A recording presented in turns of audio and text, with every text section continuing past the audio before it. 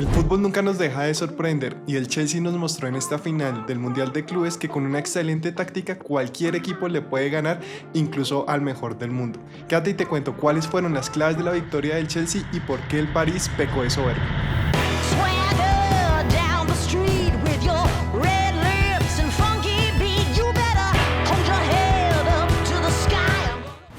El Chelsea salió a la cancha con un 4-2-3-1, teniendo a jugadores destacados como Cole Palmer, Joao Pedro y Moisés Caicedo. Por su parte, el París salió con su clásico 4-3-3, pero con unas decepcionantes actuaciones de Dembélé y Nuno Mendes sobre todo. La primera clave del partido, la victoria del Chelsea, viene de una propuesta de amplitud máxima del juego. Sabemos que el París es un equipo que busca ampliar bastante las bandas, el juego y el terreno del campo. Sin embargo, el Chelsea le dobló esa apuesta y en posiciones de ataque incluía incluso a 5 jugadores en línea de ataque, como 5 delanteros, que permitieran ampliar por completo el terreno de juego, y así quedaban libres las marcas que estaban pegados a los costados, ya que el París defiende con un 4 muy marcado en la parte defensiva. Sin embargo, esta amplitud del juego no buscaba llegar a las líneas laterales y tirar el centre y buscar un cabezazo. Era un plan completamente definido por parte del Chelsea, en donde esa amplitud buscara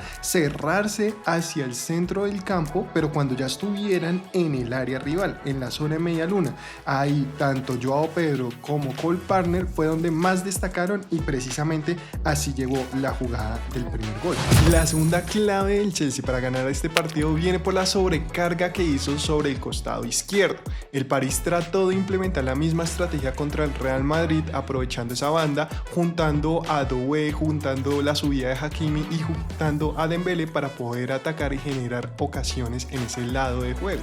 ¿Y qué hizo el Chelsea en respuesta? Le sobrecargó aún más ese lado del terreno. Mandó a Moisés Caicedo para que apoye completamente la defensa de Cucurella, quien no subió tanto al ataque como en partidos anteriores, y además a ese lado también mandó recostado completamente a Pedro Neto, e incluso Enzo Fernández dejó su posición central y se encargó de ocupar esos espacios vacíos en ese sector izquierdo del Chelsea. Ahí fue una clase de Maresca a Luis Enrique, como Luis Enrique le aplicó esa técnica al Real Madrid y Maresca se la dobló aún más, poniéndole y ganándole esa superioridad de jugadores en ese costado. Pero la magia de esta táctica sobre cargar el lado izquierdo viene es que el Chelsea no atacó por ese lado en donde tenía la superioridad numérica, atacó fue por el lado derecho. Lo que buscó con esta estrategia es recargar esa zona para poder defender, dejar los espacios libres en el lado derecho y que tanto Cole Palmer como Joao Pedro pudieran ganar en el 1-1 versus menos. La tercera clave del partido viene también de la forma en cómo el Chelsea generó la presión y cómo supo desbordar la presión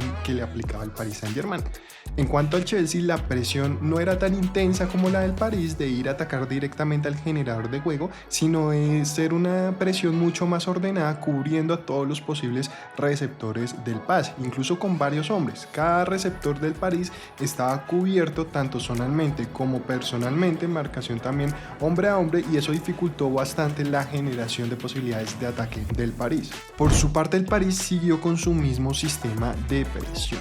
Es rápidamente, de manera muy intensa, atacar al jugador que trata de salir desde el fondo del campo, manteniendo una presión compacta en donde los demás jugadores van marcando la salida de los posibles receptores. Sin embargo, el Chelsea encontró la respuesta perfecta a este tipo de presión, y es que parece que los equipos de fútbol se hubiesen olvidado del pelotazo en largo. Entonces el Chelsea empezó a generar y a evitar todo este sistema de presión que generaba el París es a través de un pelotazo directo. Entonces ese pelotazo en largo permite que el balón le llegue directamente a los delanteros sin tener que pasar por toda esa presión del medio campo que el París aplica muy bien entre sus volantes y sus atacantes, y poder generar situaciones de gol rápidamente a través de ese pelotazo en profundo. Y aquí es donde vemos otra de las genialidades de Maresca, porque él estuvo viendo hasta 57 partidos, se hablaba esta semana, analizando jugador por jugador del Paris Saint-Germain, cómo se comportaban y cómo jugaban, y aquí él identificó la gran debilidad que tiene Nuno Mendes, y es que él es muy propenso a perder en el 1 contra 1. Entonces todo el sistema de Chelsea se basó en sobrecargar la parte izquierda del terreno de juego, evitando la salida derecha del Paris Saint-Germain, y más bien generar los espacios que le permitieran a los delanteros del Chelsea ganar ese 1 contra Nuno Mendes. Tanto Joao Pedro como Cole Palmer ganaron esos duelos individuales y así llegaron cada uno de los 3 goles del Chelsea. Y acá es donde entramos a ver también la soberbia que tuvo el Paris Saint-Germain, pensando que con su táctica iba a ser suficiente, no pensó también en qué tácticas debía implementar para poderse defender. Por debajo por completo a un jugador como Cole Palmer, no le puso ninguna estrategia específica. En cambio Cole Palmer, Maresca le dijo específicamente: ataque esa zona de la media luna, ubíquese entre el espacio que dejan los defensas y la línea de volantes. Tanto Fabián como Vitinha no son jugadores de marca propiamente, entonces es un espacio completamente desprovisto que jugadores como Cole Palmer supieron aprovechar muy bien y tener la tranquilidad y la frialdad para poder definir frente al arco rival. Entonces, el Chelsea le pudo ganar al Paris Saint-Germain gracias a la amplitud máxima que generó en el ataque, recargando el costado izquierdo para inhabilitar por completo el trío de Hakimi, de Dembélé y de Doué, y también permitir atacar el lado derecho a través de esos espacios que se iban liberando. Una presión que era no intensa, sino que buscaba marcar por completo a los receptores y no permitir ningún pase, y poder sortear la defensa intensa o la presión intensa que tenía el París a través de pelotazos largos que provenían del fondo desde el arquero o directamente desde sus defensas centrales. El París definitivamente fue decepcionante, pecó de soberbia porque cómo no va a tener un plan claro para detener a Cole Palmer. Luis Enrique se vio completamente sorprendido y superado por el planteamiento de Maresca. Luis Enrique trató de diferentes maneras, mandó a Dembélé al otro costado para ampliar la salida con Nuno Mendes, intentó poner a Fabián incluso de falso 9, diferentes técnicas que no le surtieron efecto gracias al planteamiento ordenado que tenía el Chelsea. Esto generó que el París se frustrara enormemente, incluso generó muchas acciones antideportivas, la expulsión que tuvieron por jalarle el pelo a Cucurella, la acción de Luis Enrique empujando al jugador del Chelsea al final del partido.